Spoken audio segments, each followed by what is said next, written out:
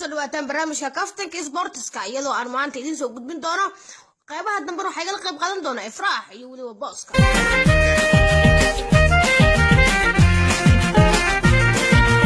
توبرها كوحدة دم الجديد يحولك قرن كصوماليا حسن شيخ أيا كوه يلا فشل عيارات كوحدة دم الجديد كايستا قرون قبل دويني استاديوم وكده حيلا بكوح وحفالة هريي كابتن كوحيجان كسد حادة كوحدة دم الجديد أهنا داير كحولك قرن كعبد الرحمن أذواء أيا كوكن عموا أيا كوحدة يسته ريال قبل دويني إن فينا لها لبضة قبل لقو عيار مقالة الجوهر توبرها نيقار كترسن كوحدة دم الجديد أيا أوكي تبي استاديوم قبل دويني وسوى اللوجو سودوية ولو بلسينيد صدارنا قول هيا أذق لوجو ديار صدي لكن ما ضحك كوحدة مثلا قبل كهيران أي دمانتو تذكر راعي إن في فلالوش حوجن جاب كلوجل يلاقونا قنعي إن جوهر مرتقل سوق كلن كاسير كعالمي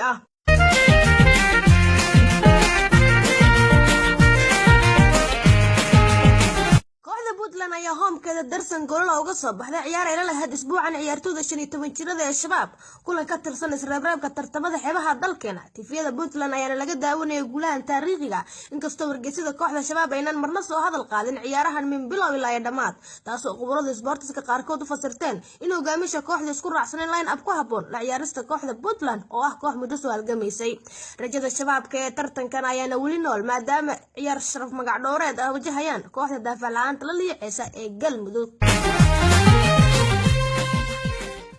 turkiga ayaa bisha June mar kale stadiumka Istanbul ku martigelin doona ciyaaraha saaxiibtinimo ee xulka Soomaaliya iyo Somaliland ciyaarahan sanadkiiba laba jeer la ciyaaro ayaana ka weyn kulan saaxiibtinimo wargeysada Muqdisho ayaana kulankan ugu magac daray United Match oo ay ula jeedaan kulan midow ah laakiin taas bedelkeeda live score-ka Somaliland ayaa qoraya in kulankan yahay friendly match ama kulan saaxiibtinimo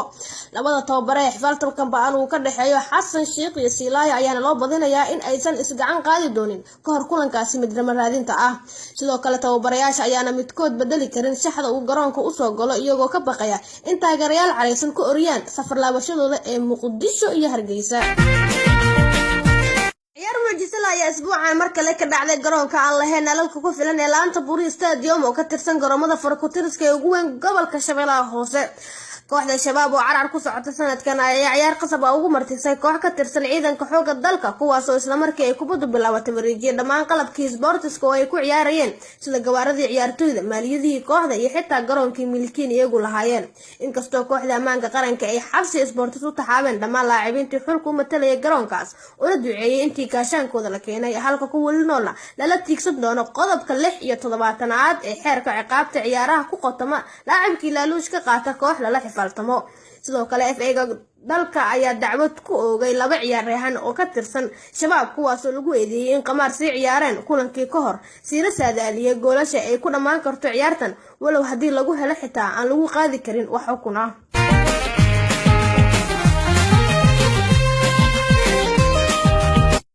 kooxda BBC da Farxaan Jimcaale ayaa mar kale ku sibxaday isbuucan garoomada London markii uu bartiisa qaaska ee Facebook live uga soo wariyay isagoo ku guda jira ciyaarihiisa kooxda BBC da laacibkan garweyshinka lagu keenay kooxda ayaa fahamsaneen qiimaha ay BBC da ugu fadhiso taageerayaasha Soomaalida laakiin laacibkan ayaana ujeedkiisu ahaa kaliya sidoo laag badan ugu heli lahaa bartiisa Facebook kooxdan odayaasha taageerana ee BBC ayaa hoos u dhacweyn laga dareemaya sanadihii ugu dambeeyay iyagoona kooxda ku soo daray laacibiin sujuu ah kuwaas oo mararka qaar Snapchat-kooda ka sheegay inta lagu guda jiro wararka caalamka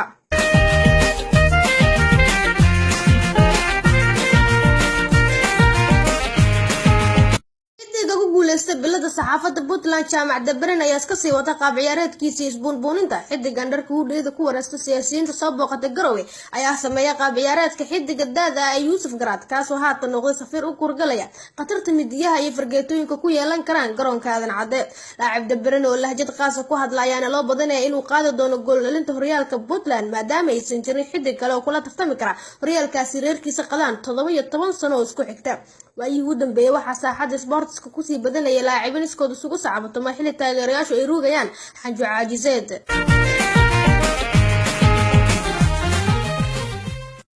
xidigaha fanaaniintii qaryara iyo qaaladan ayaa lagu soo waramayaa inay cadaadis kala kulmayaan hilkiilahooda daahir isbitaal kaasoo ku aadan inay u heesaan hadba kooxdii uu xifaaltan kala dhexeeyo labadan fanaan ee darajada hoose ka jooga hoyga ciyaaraha ee fanka ayaa ku wargeliyay saaxiibadooda qaaska inay iska kansalaan heshiiska muddada dheer ay kula jiraan milkiilahan beenta badan si sharaftooda faneed kor uga soo kacdo laakiin FIFA ayaa xaq u siinaysa master isbitaal inuu sharci ahaan xaq u leeyahay in gabdhahan kusoo luuga uu kusii dhaxan garo kuroomadiisa inta ka ahsan qadaraaskooda maadaama uu ka hayo xogag muuqaal oo qayb ka ah horyaalka SKPL la ciyaaro xilliga habeenkii labadan xidig ayayna u eg tahay inay kusii khasbanaan doonaan inay dhameystaan heshiiska farta uga soo dhacday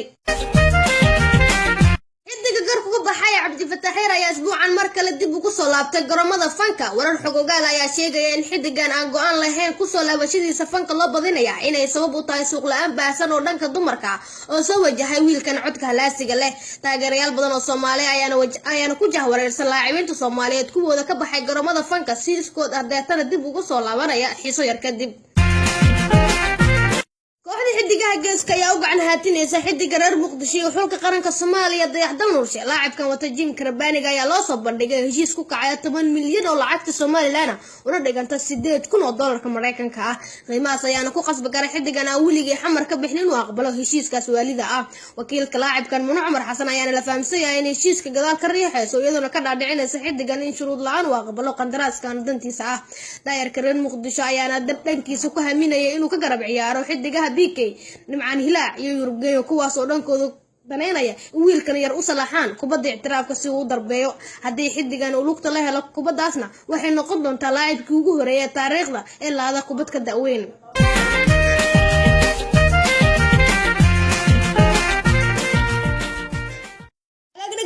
markana baafinta sportska waxaan si aad ugu xumahay inay la tabin waayaan ifraax iyo waliba booska waxaa la baafinayaa ama la laayahay line upkii kooxda caseeyaha ee ka ciyaaraysa horyaalada Puntland iyo Galmudug markii cid ugu dambeysay waxay ahayd intuu socday dagaaladii Puntland iyo Galmudug la galeen shabaabka haddaba cid alaalay cid aragta line upkaas qaarkood laga yaabay inay maxbuus yihiin waxa ku soo hagaajin kartaan xafiiska qaramada midoobay ay ku leedahay Nairobi Kenya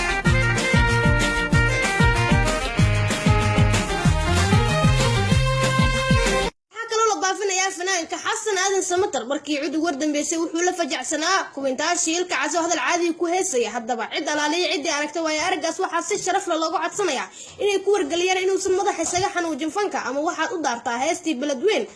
ama midda Allah ay miska ooya isaga ayaa qanci doonay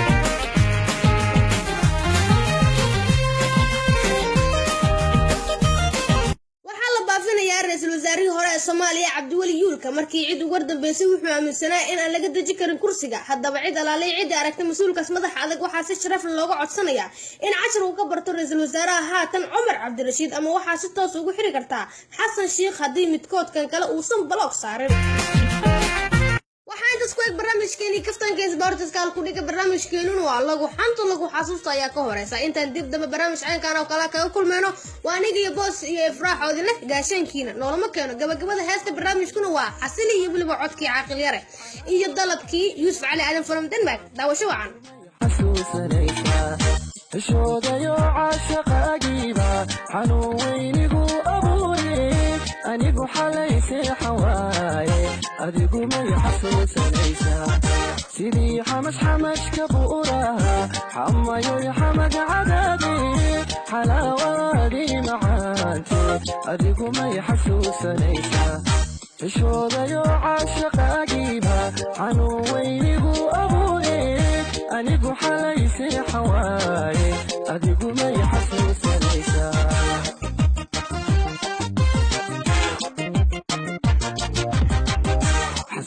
حسيلي جعلكينا سو حسيلي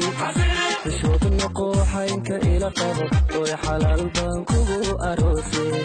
حسيلي جعلكينا سو